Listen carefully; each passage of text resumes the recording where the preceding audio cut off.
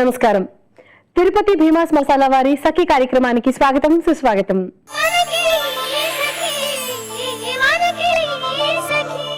సఖలు, అక్షయ తృతీయ పండుగ సందర్భంగా మీ అందరికీ శుభాకాంక్షలు తెలియజేస్తున్నాం.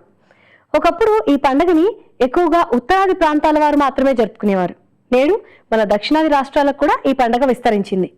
వైశాఖ మాసంలో శుక్లపక్షమి రోజు ఈ పండుగ వస్తుంది. ఈ రోజును అత్యంత శుభప్రదమైన రోజుగా పరిగణిస్తారు. అందుకనే ఈ మంచి రోజున పెళ్లిళ్ళు, గృహప్రవేశాలు ఎక్కువగా జరుగుతూ ఉంటాయి. ఏవైనా ముఖ్యమైన పనులుంటే ఈ రోజున మొదలు పెట్టాలనుకుంటారు. ఎందుకంటే ఈ రోజు ప్రారంభించే పనులు విజయవంతమవుతాయని ప్రజల విశ్వాసం. శ్రీ మహాలక్ష్మి నరసింహస్వామి ప్రహ్లాదుడిని అనుగ్రహించిన రోజును అక్షయ తృతీయగా పిలుస్తారు. ఈ రోజు దేవాలయాల్లో నరసింహస్వామిని, శ్రీ మహాలక్ష్మీదేవిని అత్యంత భక్తి శ్రద్ధలతో పూజిస్తారు భక్తులు. ముందైతే కార్యక్రమం చూసేయండి, ఆ తర్వాత మరికొన్ని విషయాలు తెలుసుకుందాం.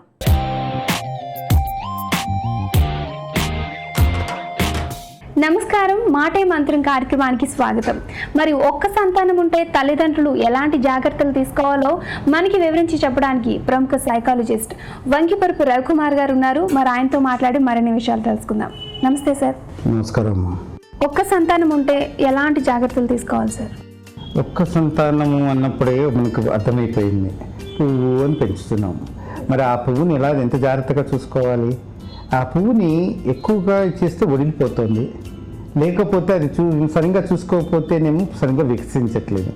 ఈ రెండు పరిస్థితులు ఒక పిల్లవాడు ఉన్నా కానీ, ఒక పాప ఉన్నా కానీ ఇంట్లో జరుగుతున్నాయి. కానీ చాలామంది పాపకి ఒక న్యాయం చెప్తున్నారు, అబ్బాయికి ఒక రకమైన న్యాయం చెప్తున్నారు. కానీ అబ్బాయి తీసుకోవాల్సిన జాగ్రత్తలు ఏంటి అనేది కూడా ఇంట్లో వాళ్ళు చెప్పలేకపోతున్నారు. అమ్మాయిల కంటే కూడా ఈ ప్రస్తుత కాలంలో అబ్బాయిలకు ఎక్కువ జాగ్రత్తలు నేర్పాలి. ఇది సింగిల్ చైల్డ్ ఉన్న వాళ్ళు, ఎందుకంటే వాళ్ళకి చుట్టూ ఉన్న వాటిల్లో ఎగ్జాంపుల్స్ దొరకవు దగ్గర వాళ్ళ దగ్గర నుంచి. ఇది తల్లిదండ్రులే వాళ్ళ యొక్క ఓన్ అంటే ఎట్లా అంటే ఒక అన్నగా, ఒక అక్కగా ఇది మారుతూ ఉండాలి. రోల్స్ డిఫరెంట్ అంటే పాత్రలు మారుస్తూ ఉండాలి అప్పుడప్పుడు పిల్లలతో. ఆర్థిక పరంగా ఉన్నప్పుడు ఒక్క పిల్లవాడి మీద ఎలాంటి ప్రభావం ఉంటుంది సార్? ఆర్థిక పరంగా ఉన్నప్పుడు ఆ పిల్లవాడు అడిగినవన్నీ కూడా చాలా గొంతెమ్మ కోరికల్లాగా ఉంటాయి. అంటే అతను ఏమనుకుంటాడంటే, మా నాన్న వాళ్ళు నాకు అన్నీ చేస్తారు, నాకు అన్నీ ఇస్తారు. దీనికి ఒక మంచి ఎగ్జాంపుల్ ఉందమ్మా. 4 ఏళ్ళప్పుడు మా నాన్న చాలా మంచివాడు. 6 ఏళ్ళప్పుడు మా నాన్న అమ్మ ఏదనుకుంటే అది చేస్తారు. 8 ఏళ్ళప్పుడు మా నాన్న అమ్మకి అందరూ తెలుసు. 10 ఏళ్ళప్పుడు కొంచెం మా నాన్నకి చాదస్తం పెరుగుతోంది. 14 ఏళ్ళప్పుడు ఈ నాన్నతో ఈ అమ్మ ఎలా ఉంటుందో. 16 ఏళ్ళప్పుడు ఈ నాన్న దగ్గర నేను ఉండలేను. 20 ఏళ్ళప్పుడు ఈయన దగ్గర నుంచి జల్దీ వెళ్ళిపోవాలి. 24 ఏళ్ళప్పుడు నేను మా నాన్న చెప్పి పెంచినట్టుగా నా పిల్లల్ని పెంచను. కానీ మళ్ళీ తిరిగి 60 ఏళ్ళు వచ్చేది కల్లా మా నాన్న గొప్పవాడు అనుకుంటాడు. అప్పటికి నాన్న ఉండరమ్మా. అంటే అబ్బాయికి అక్కడ అనుభవం అనేది ఇవ్వటంలో మనం ఎక్కడో లోపం చేశాము అని తెలుసుకోవాలి. ఇది ఎప్పుడైతే ఇది ఒక పిల్లవాడు కానీ ఒక అమ్మాయి కానీ, ఇవాళ రేపు అమ్మాయిలు అబ్బాయిలకి ఇంట్లో పెంపకంలో చాలామంది తల్లిదండ్రులు ఎక్కువ తేడా చూపించట్లేదు. కానీ జాగ్రత్తలు చెప్పే విషయంలో మటుకు ఇప్పటికీ అమ్మాయిలకు ఎక్కువ చెప్పడం కన్నా కూడా అబ్బాయిలకు ఎక్కువ చెప్పాలి. ఎందువల్ల అంటే నలుగురితో చూసిన ప్రతిదీ అతనికి ఏమవుతుందంటే ఇంట్లోకి వెళ్ళంగానే ఇది నా గది, ఇది నా వస్తువా అని ఒక లేబుల్ వేసేసి ఇస్తున్నారు. ఇవ్వకుండా ఇది మనది, మన ఇల్లు, మన ప్రేమ, మన సంసారం అనేది ఎప్పుడైతే మార్పు చేయగలుగుతామో ఆ పిల్లవాడిలో కలయిక, ఇమిడిక అనేది ఉంటుంది. లేకపోతే ఎంతసేపటికి మా ఇంటికి వస్తే నువ్వేమిస్తావు, మీ ఇంటికి వస్తే నాకేం పెడతావనే ఆలోచనలు పెరుగుతున్నారు. ఆ పెరగటం వల్ల మనం ఇప్పుడు చూస్తున్న వికృత చేష్టలన్నీ కూడా జరుగుతున్నాయి. ఇది ఒక పిల్లవాడు ఉన్నవాళ్ళు, ఒక పాప ఉన్నా కానీ తప్పకుండా తల్లిదండ్రులు ఆత్మ పరిశోధన చేసుకోవాలి. ఇది ఆర్థిక పరంగా చూసేది కాదు, అడిగినవన్నీ ఇవ్వటం అనేది కాదు. ఎక్కడ ఇవ్వాలి, ఎక్కడ పట్టు పట్టాలి, ఎక్కడ పట్టు వినాలి. అందువల్లే అంటారు, తేనె పుట్టెని లోంచి తేనె తీసేటప్పుడు తేనెటీగల్ని కుట్టుకు భయపడితే మన తేనె బయటికి తీయలేము. పిల్లవాడు ఎదుగుదలకి అతను ఏదో బాధపడతాడని ఆలోచించుకొని చేస్తే ఆ పిల్లవాడు ఉజ్వల భవిష్యత్తుని ఇవ్వలేకపోతాం. అప్పుడు మనకు ఆ తేనె యొక్క మధురం అనేది తెలియదు. ఇది తెలుసుకున్న రోజునాడు ఆ తల్లిదండ్రులకు ఆ పిల్లవాడికి ఒక ఉజ్వల భవిష్యత్తు అనేది ఉంటుందమ్మా. ఒక్క పిల్లవాడు ఉన్న పరిస్థితుల్లో వారి చదువు విషయంలో తల్లిదండ్రులు ఎలాంటి జాగ్రత్తలు తీసుకోవాలి సార్? ఇది ఒక మంచి క్వశ్చన్ అమ్మా. ఎందుకంటే తల్లిదండ్రులు ఏమనుకుంటారు, నా ఒక్క పిల్లవాడు కదా, వెంటనే అయిపోతే డాక్టర్ అయిపోవాలి, లేకపోతే ఐఏఎస్ ఆఫీసర్ అయిపోవాలి, ఐపీఎస్ ఆఫీసర్ అయిపోవాలి, చిన్నప్పటి నుంచి వాళ్ళకి ఇచ్చేస్తూ ఉంటారు. కానీ ఇది అవటం వల్ల అనుకోవటం చాలా సమంజసమే. కానీ ఆ రకమైన వాతావరణంలోకి తీసుకెళ్ళి కొంత చూపిస్తూ ఉండాలి అప్పుడప్పుడు. అంటే ఒక ఐపీఎస్ ఆఫీసర్ దగ్గరికి వెళ్ళి అతను ఎట్లా ఉంటున్నాడు, అతని వ్యక్తిగత జీవితం ఎలా ఉంటుంది, అతను ఆ ఆఫీస్లో ఉన్నప్పుడు ఎట్లా ఉంది, అవి కొన్ని మనం చరిత్ర పుస్తకాలలో చదవటం, లేకపోతే మన తెలిసిన వాళ్ళ నుంచి వాళ్ళతో పరిచయం కొంచెం నేర్చుకోవటం, ఇది ఒకటి చేయాలి. లేదు అన్నప్పుడు ఆ పిల్లవాడికి స్వేచ్ఛగా కూడా వదలకూడదు. ఎందుకంటే స్వేచ్ఛగా వదిలితే మన టీనేజ్, మన యవ్వనంలో ఉన్న వాళ్ళ మెదడు ఎప్పుడు కొన్ని వేల కిలోమీటర్లు పరిగెత్తుతూ ఉంటుంది. మరి దానికి సంఖ్యలు వేయాలి. ఇది వెయ్యాలి అన్నప్పుడు ఎటువంటి పరిస్థితులు వేయాలంటే, మీరు ఆ అబ్బాయి చదువుతున్నప్పుడు మీరు పుస్తకం తీసి కూర్చొని చదవండి. ఆ అబ్బాయి ఎప్పుడన్నా ఇంటికి ఆలస్యం రాగానే మీరు ముందర తొందరపడిపోయి ఆ అబ్బాయి మీద అరవద్దు. ఎందుకు నాన్న, ఎందుకు ఆలస్యంగా వచ్చావు, ఏమైందని ఫస్ట్ తెలుసుకోండి. అప్పుడప్పుడు మీరు అబ్బాయికి వెళ్తున్న ప్రదేశాలు తెలుసు కాబట్టి మీరు ప్రత్యక్షంగా వెళ్ళిపోయి అక్కడ ప్రత్యక్షం అవ్వండి. దేవుడు ప్రత్యక్షం అయినట్టుగా మీరు ప్రత్యక్షం అవ్వండి. అక్కడ అవ్వగానే వాళ్ళకి ఒక రకమైన నమ్మకం అని పెరుగుతుంది. అది కాకుండా వాళ్ళ స్నేహితులు 5 పేర్లు బాగా తెలుసుండాలి. అప్పుడు అబ్బాయికి ఏమవుతుందంటే, నాన్న వాళ్ళకి అమ్మ వాళ్ళకి అందరూ తెలుసు కాబట్టి నేను బాగా చదువుకోవాలి అనే ఒక కోరిక, తపన అనేది పెరుగుతుంది. అదొక తపస్సు. విద్యాభ్యాసం అనేది ఒక తపస్సు. ఆ తపస్సులో హోమగుండంలాగా ఉంటే దాంట్లో మనం వేసే ప్రతి మాట అది నీలాగా పనిచేయాలి. కానీ ఆ పిల్లవాడికి బాధాకరంగా మారకూడదు. నువ్వు రాదు, నువ్వు మొద్దువి, ఇవి తొందరగా నేర్చుకోవు అనగే బదులు, నాన్న నువ్వు బలానా పని బాగా చేస్తావు, ఆ పని బాగా చేయటం వల్ల నీకు ఎంతో నైపుణ్యం ఉంటుంది, ఇది కూడా చేసావంటే ఆ పనికి తోడ్పాటు అవుతుంది, అప్పుడు 2 చేతులు కలిస్తే నమస్కారం ఎలా ఏర్పడుతుందో అది నువ్వు చేయగలవు నాన్న అన్నది. అప్పుడు అబ్బాయి ఉన్నప్పుడు నవ్వు వస్తుందా, ఏడుపు వస్తుందా, ఇది మనం ఆలోచించుకోవాలి. తర్వాత అబ్బాయి అప్పుడప్పుడు కొన్ని నేను తినను అంటాడు. తినను అన్నప్పుడు మీరు వెంటనే ఈ తినాలని ఫోర్స్ చేయటం కాదు, అబ్బాయి మీద ఒత్తిడి తేవద్దు. నాన్న ఇది తినద్దు అంటే ఓకే నాన్న అని చెప్పి ఆపేసేసి అబ్బాయి తినాల్సిన వస్తువు తినిపించేసి కూర్చోపెట్టి మీరు చెప్పకుండా అది తీసుకుంటే నష్టపోయేది ఏంటి అనేది మీకు తెలిసిన ఒక కౌన్సిలర్ దగ్గర. ఎందుకంటే అటువంటి వాళ్ళు చెప్తే ఆ పిల్లవాడికి ఎక్కువగా జరుగుతుంది. ఇది లేకపోతే ఏమవుతుంది, ఇంట్లో అన్నలు వాళ్ళు ఉన్నారనుకోండమ్మా, వాళ్ళని చూసి నేర్చుకుంటారు.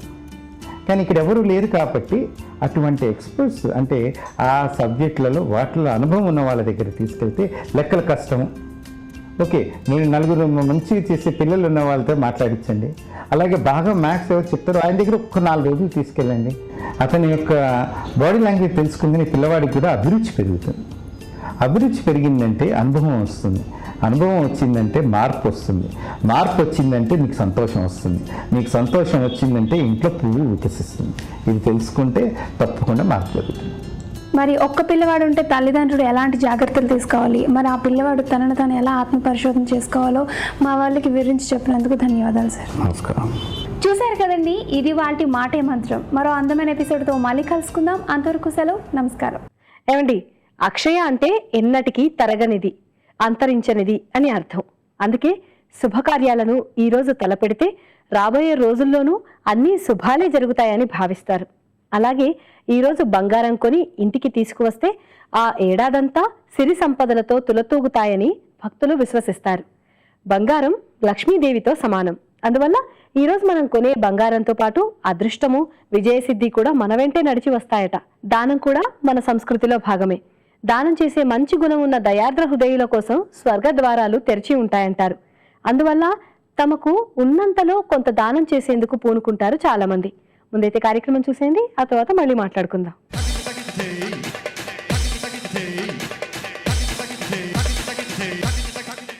నమస్కారం. సఖీ వంటల సందడి కార్యక్రమానికి స్వాగతం. ప్రతిరోజు విభిన్న రుచులను పరిచయం చేసే వంటల సందడి కార్యక్రమంలో ఈరోజు మనకి సరికొత్త రుచిని చూపించడానికి మనతో పాటు ఉన్నారు సంధ్య గారు. మరి సంధ్య గారు ఎక్కడి నుంచి వచ్చారో, ఏ వంటకాన్ని మనకి పరిచయం చేయబోతున్నారో ఆవిడ మాటల్లోనే అడిగి తెలుసుకుందాం. నమస్కారం సంధ్య గారు. నమస్కారం అండి. ఎక్కడి నుంచి వచ్చారు? మేము రామంతపూర్ నుంచి వచ్చామండి. ఓకే, మరి ఈరోజు మా సఖుల కోసం ఏ వంటకాన్ని పరిచయం చేయబోతున్నారు? సొరకాయ తాలింపు ఇడ్లీ.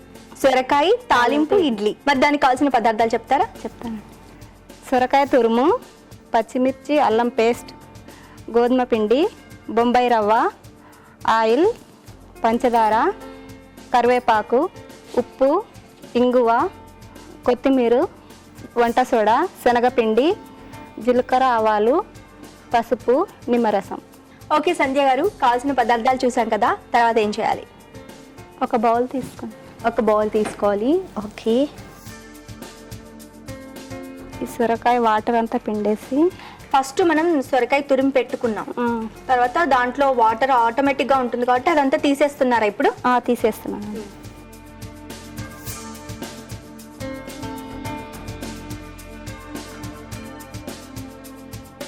బొంబాయి రవ్వ,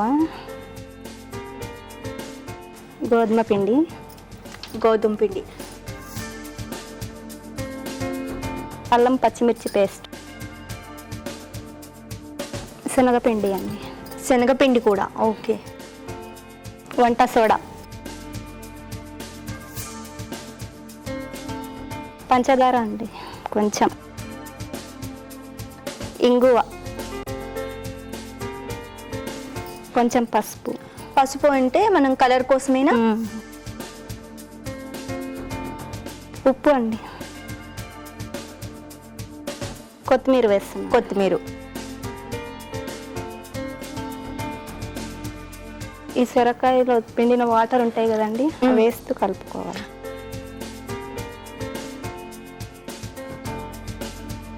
ఇడ్లీ కుక్కర్ ఇవ్వండి. ఓకే సంధ్య గారు, ఇప్పుడు కలిపి పక్కన పెట్టేసుకున్నాం కదా సొరకాయ మిశ్రమాన్ని, ఇప్పుడు ఏం చేయాలి నెక్స్ట్? ఈ ఇడ్లీ ప్లేట్లకు ఆయిల్ అప్లై చేసుకోవాలి. ఇడ్లీ ప్లేట్స్ కి ఫస్ట్ ఆయిల్ రాసుకోవాలి. ఓకే.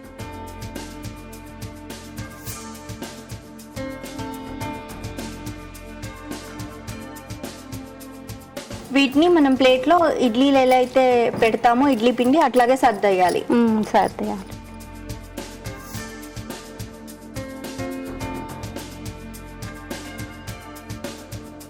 ఇప్పుడు ఇడ్లీ పాత్రలో పెట్టేసుకున్నాం. కొన్ని ఓకే వాటర్ సంధ్య గారు, వేసి మనం పెట్టుకున్నాం కదా, ఇప్పుడు నెక్స్ట్ వాటర్ వేసి వాటర్ వేసి ఇడ్లీ పాత్రలో పెట్టేసుకోవాలా?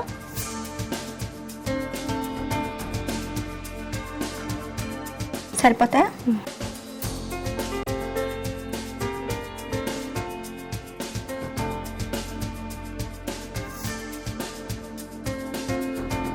ఓకే సంధ్య గారు, ఇప్పుడు మామూలుగా ఇడ్లీ అయితే మనకి 15 మినిట్స్ స్టీమ్ అయితే సరిపోతుంది. ఇది కూడా సేమ్ అదే ప్రాసెస్, 15 మినిట్స్ సరిపోతుంది. ఓకే, అంటే 15 మినిట్స్ వెయిట్ చేయాలి. ఓకే సంధ్య గారు, 15 మినిట్స్ అయిపోయింది కదా, ఇడ్లీలు రెడీ అయ్యాయేమో చూద్దామా? చూద్దామండి.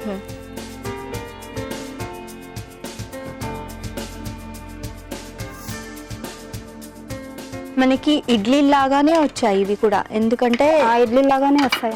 ఆయిల్ రాసాం కాబట్టి కింద కూడా మనకేమి స్టిక్గా అతుక్కోలేదు. కట్ చేసుకోవాలండి. వాటిని కట్ చేసుకోవాలి. కట్ చేసుకొని తాళం పెట్టుకోవాలి.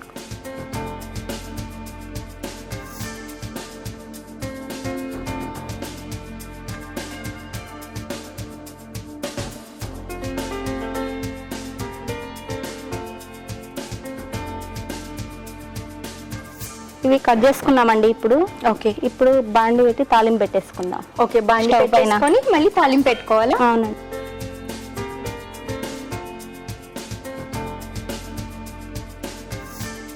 బాండి పెట్టుకున్నాం, తర్వాత ఆయిల్ వేసుకుందాం. కొద్దిగా ఆయిల్ వేసుకోవాలా?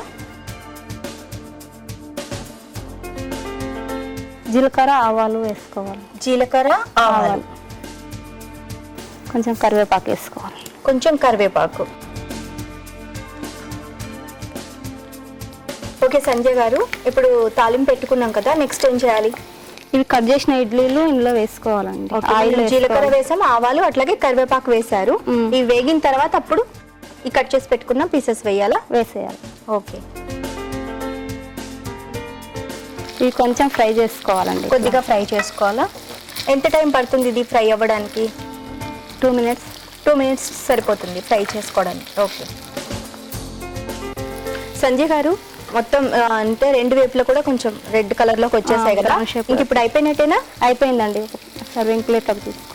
ఓకే, ఇంకా సర్వింగ్ ప్లేట్లోకి తీసుకుంటే సరిపోతుంది.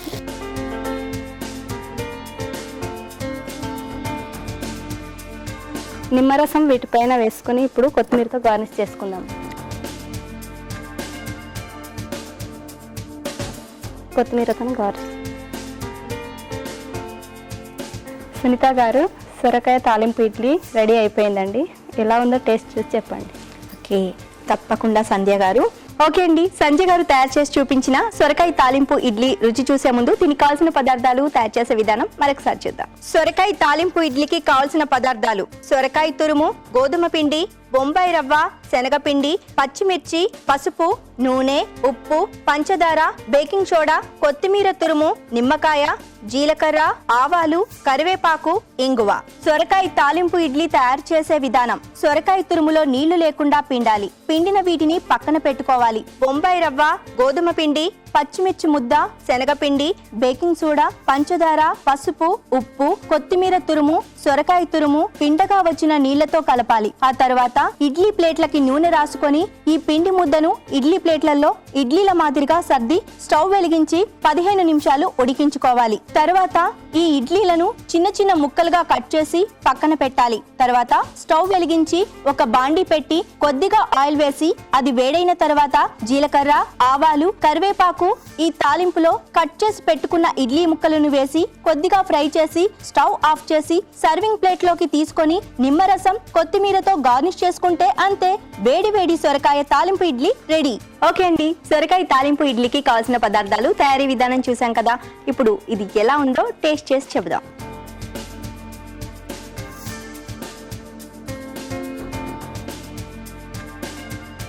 సంజయ్ గారు, చాలా చాలా బాగుంది.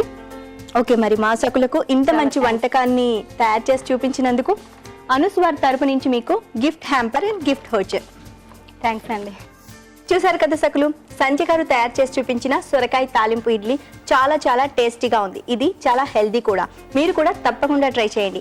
మరి మీకు తెలిసిన కొత్త వంటకాల్ని మాకు పరిచయం చేయాలనుకుంటే మీరు చేయాల్సిందల్లా ఒకటే, 040-22-55-6540కి ఫోన్ చేసి సఖీ వంటల సందడి కార్యక్రమంలో పాల్గొనండి. చూసారు కదా సగులు, ఇది ఇవాల్టి వంటల సందడి. రేపటి వంటల సందడిలో మరొక సరికొత్త వంటకంతో మళ్ళీ మీ ముందుంటాం. అంతవరకు సెలవు, నమస్కారం. నమస్కారం. ఏమండి, అక్షయ తృతీయని కొన్ని ప్రాంతాలలో అక్షుతీజ్ అని కూడా పిలుస్తారు. ఒక్కో ప్రాంతంలో అక్కడి ఆచార సాంప్రదాయాల ప్రకారం ఒక్కో రీతిన పూజలు చేస్తారు. ఈరోజు లక్ష్మీదేవిని, గౌరీ, విష్ణువు, శ్రీకృష్ణుని పూజిస్తారు. తులసి పూజని కూడా కొంతమంది జరుపుతారు. అక్షయ తృతీయను పరశురామ జయంతిగా, బలరాముడి జయంతిగా కూడా జరుపుతారు. ఉత్తరాది ప్రాంతాలలో చార్ధామ్ యాత్ర ఎంతో ప్రసిద్ధి నొందింది. హిందువులకు పుణ్యస్థలాలైన గంగోత్రి, యమునోత్రి, బద్రీనాథ్, కేదార్నాథ్ దేవాలయాలను సందర్శించడాన్నే చార్ధామ్ యాత్రగా అభివర్ణిస్తారు. ఉత్తరాంచల్లో ఈ పండగ పర్వదినానే ఈ యాత్ర ప్రారంభమవుతుంది. పుణ్య నదులలో స్నానమాచరించి ఉపవాస దీక్షను చేస్తారు ఈరోజు కొంతమంది భక్తులు. ముందైతే కార్యక్రమం చూసేయండి, ఆ తర్వాత మళ్ళీ మాట్లాడుకుందాం.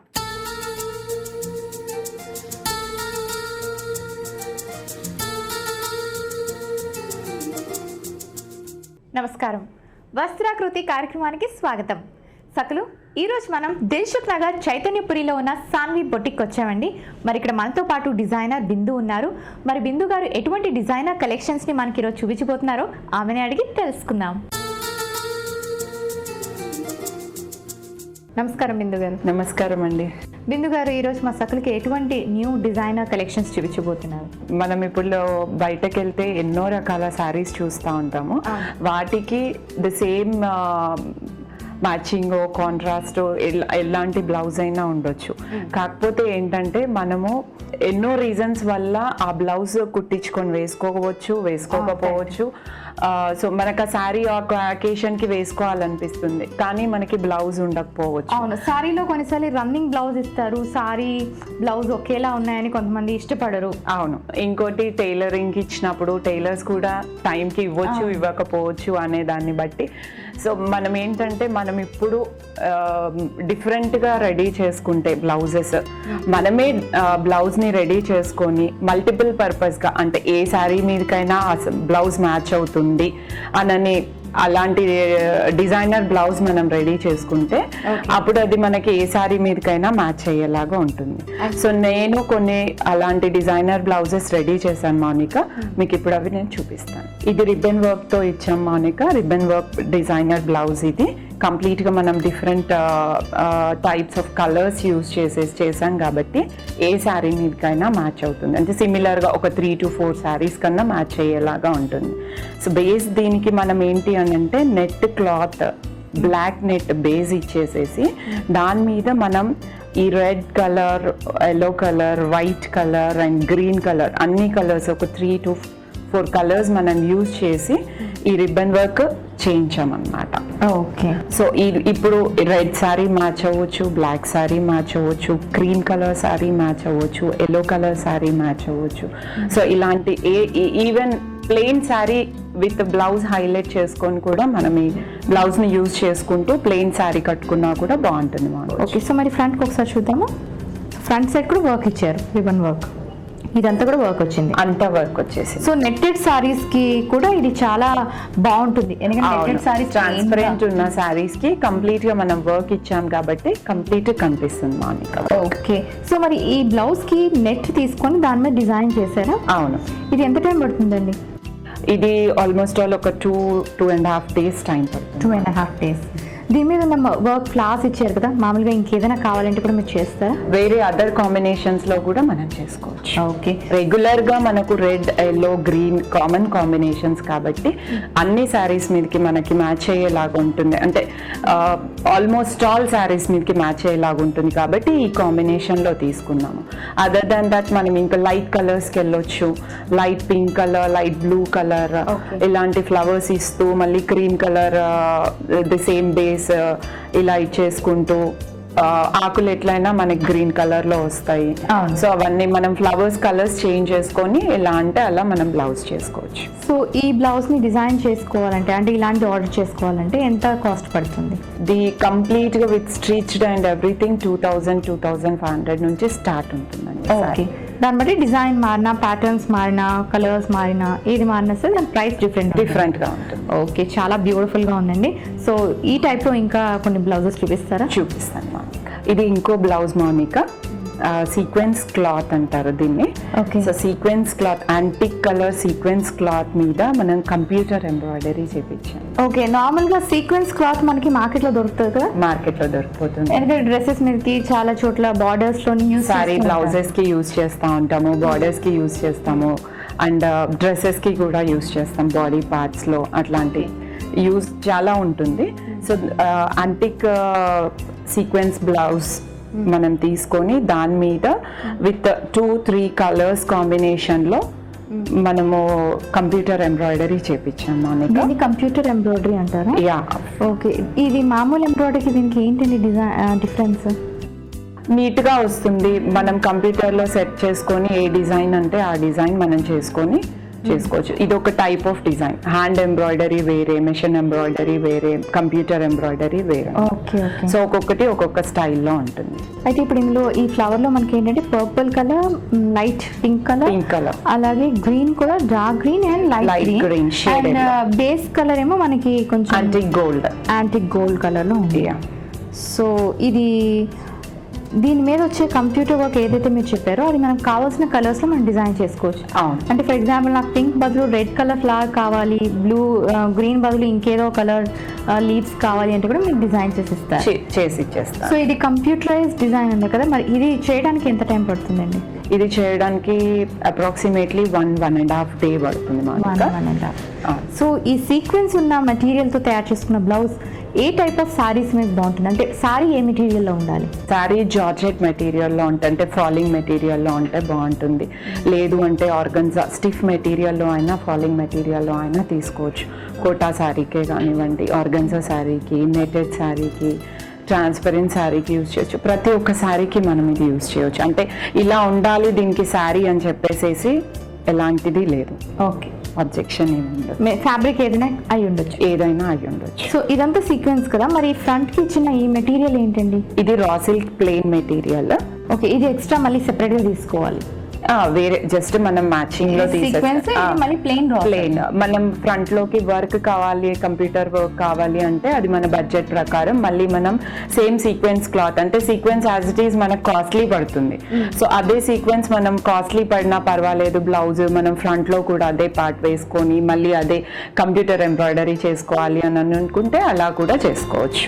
ఓకే, సో మరి ఇలాంటి బ్లౌజ్ డిజైన్ చేసుకోవాలంటే మనకి ఎంత కాస్ట్ పడుతుంది? 1200 to 1500 లో ఇలాంటి బ్లౌజ్ రెడీ అయిపోతుంది. Okay, stitching charges, material charge, అలాగే ఈ కంప్యూటరైజ్డ్ వర్క్ ఛార్జ్ అన్ని ఇంక్లూజివ్ తోనే 1200 to 1500 రూపీస్ రేంజ్ లో దొరుకుతుంది. అవును. సో బిందు గారు, అంటే మీరు చెప్పిన ప్రైస్ చాలా రీజనబుల్ గా ఉంది, ఎందుకంటే material cost, stitching cost and embroidery design cost అన్ని ఇంక్లూజివ్ కాబట్టి ప్రైస్ రీజనబుల్ గానే ఉంది. అండ్ ఈ రోజు మీరు చూపించిన మోడల్స్ అన్ని కూడా మల్టీ సారీస్ అన్నమాట, మల్టీ కలర్ సారీస్ మీదకి మనం వేసుకోవచ్చు, లేదా ప్లెయిన్ సారీస్ మీదకి వేసుకోవచ్చు. ఈ బ్లౌజ్ అన్నది ఏంటంటే పర్పస్, ఒక్కొక్కసారి మమ్మీ చీర నచ్చుతుంది, లేకపోతే అక్క చీర నచ్చుతుంది, వేసుకుందాం అంటే బ్లౌజ్ సెట్ అవ్వదు. సో ఇలాంటి బ్లౌజెస్ పెట్టుకుంటే అలా కూడా మనం ట్రై చేయొచ్చు. అవునండి. సో ఇంత చక్కటి ఐడియా తోటి చక్కటి బ్లౌజెస్ ఈ రోజు మా సకులందరికీ పరిచయం చేసినందుకు ధన్యవాదాలు. Thank you Monika. సకులు చూసారు కదా, ఇది ఇవాల్టి వస్త్రాకృతి. మరొక చక్కటి కార్యక్రమంలో మళ్ళీ కలుసుకుందాం. అంతవరకు సెలవు, నమస్తే. సకలు అక్షయ తృతీయ పండగ వచ్చిందంటే బంగారం దుకాణాల యజమానులకు మహా ఆనందం అండి. ఎందుకంటే ఏడాది అంతటా జరిగే అమ్మకాలు, లాభాలు ఆ ఒక్కరోజే జరుగుతాయట. ఈరోజు బంగారం కొంటే మీ ఇంట ఏడాదంతా సిరి సంపదలు తులతూగుతూ ఉంటాయన్న ప్రచారం మొదట బంగారు దుకాణదారులే ప్రారంభించారంటారు. పండగ రోజు బంగారానికి సెంటిమెంట్కు ముడిపెట్టాక ఈ పండగ ఇతర పండగల్లా ప్రముఖమైన పండగ అయిపోయిందండి. వార్తాపత్రికల్లో బంగారు దుకాణదారులు ప్రకటనలతో హోరెత్తిస్తారు. ప్రతి దుకాణం ముందు బార్లు తీరిన జనాన్ని, అక్కడే జరిగే తొక్కిసలాటను చూస్తే చాలా ఆశ్చర్యంగా ఉంటుంది. గత ఏడాది కొన్ని బంగారు దుకాణాల ముందు జనాన్ని చెదరగొట్టేందుకు పోలీసులు లాఠీచార్జి కూడా చేశారంటే బంగారం కొనేందుకు జనం ఎలా ఎగబడుతున్నారో దీన్ని బట్టి మనం అర్థం చేసుకోవచ్చు. ముందైతే కార్యక్రమం చూసేయండి, ఆ తర్వాత మరికొన్ని విషయాలు మాట్లాడుకుందాం.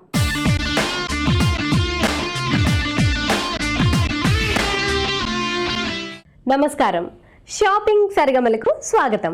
సక్లు, ఈరోజు మనం సోమాజిగూడ అమృత మాల్లో ఉన్న శ్రీశాంత్ జ్యువెలర్స్ లో ఉన్నాం. అండ్ మనం ఈరోజు యాంటిక్ నెక్లెస్ సెట్స్ లో ఉన్న డిఫరెంట్ మోడల్స్ ని చూడబోతున్నాం. మరి వాటిని మనకు చూపించడం కోసం మనతో పాటు ఉన్నారు ప్రశాంత్ గారు.